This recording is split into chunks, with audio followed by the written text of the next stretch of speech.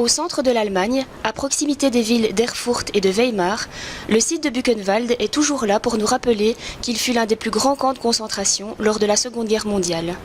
250 000 déportés, 56 000 morts. Le maître mot, l'anéantissement par le travail. L'espérance de vie au sein du camp, 6 mois. À quelques kilomètres, le camp de Mittelbau-Dora, dépendant de Buchenwald, et ses kilomètres de galeries souterraines destinées à la fabrication des missiles V1 et V2. 60 000 prisonniers, plus de 20 000 morts, dont près de la moitié morts d'épuisement. C'est vers ces deux sites que les animateurs du secteur éducation permanente et jeunesse de la province de Hainaut ont choisi d'emmener une quarantaine d'adolescents pour un premier voyage mémoriel. Avec eux, les guides de l'Institut des vétérans. Depuis 6 ans environ, l'IVNIG, Institut des vétérans, donc, participe principalement chaque année à l'exposition développée par la province du Hainaut avec Michel Descamps qui s'appelle Pour la mémoire. Nous sommes une grosse partie de cette exposition qui porte sur le thème de la déportation et du génocide. Ici, nous avons élaboré ce projet de visite à Buchenwald parce que, suite à une expérience précédente, nous avons constaté que les guidances faites sur place d'abord étaient essentiellement faites en allemand et nécessitaient une traduction et on perdait en qualité.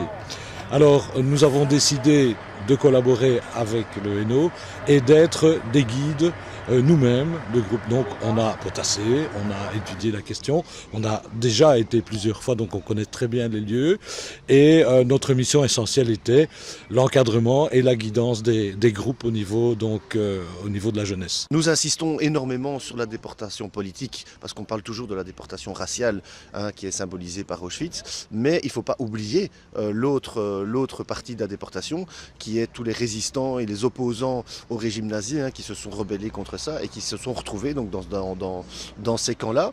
Nous connaissions le camp, on savait qu'on pouvait le guider, donc bien voilà, c'est un peu, c'est une région aussi, ben voilà, c'est Buchenwald, mais à 100 km il y a Dora aussi, donc on pouvait faire 2 camps en une fois. C'est un peu un travail de mémoire qu'on n'est pas obligé de faire, mais qu'on doit quand même faire au moins une fois.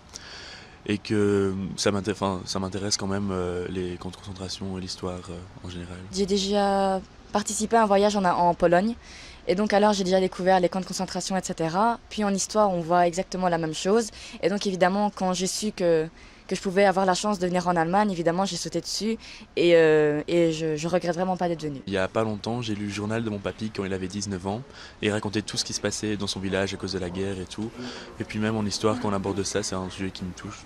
J'ai été émue en fait parce que en Pologne, quand j'ai été, c'était pire.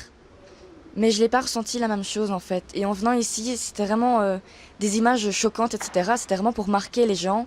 Et ça a vraiment marché sur la plupart de la majorité d'entre nous en fait. C'était très émouvant, vraiment. C'est vraiment quelque chose qui nous change la vision des choses. On comprend vite, on a un point de vue différent. Dès qu'on voit les choses, etc., on comprend plus vite. C'est vraiment quelque chose qu'il faut faire obligatoirement. Et c'est quelque chose qu'on ne peut pas oublier. C'est quelque chose qui sera toujours là. C'est dans les mémoires et on peut pas l'oublier. C'est un travail de mémoire qu'on se doit de le faire pour pas oublier le passé et les erreurs qu'on a fait.